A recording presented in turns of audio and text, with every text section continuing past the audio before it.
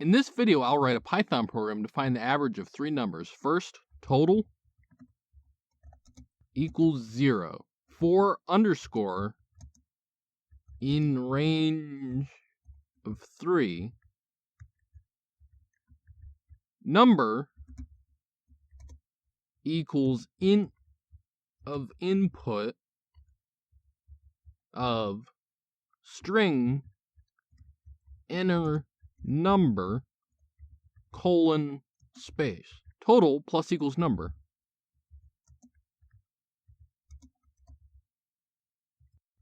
Outside the loop, average equals total divided by 3. Print f string average is colon space curly braces average. If we run the code and enter 1 through 3, the average is 2. This has been Jakubication. Like and subscribe to learn more.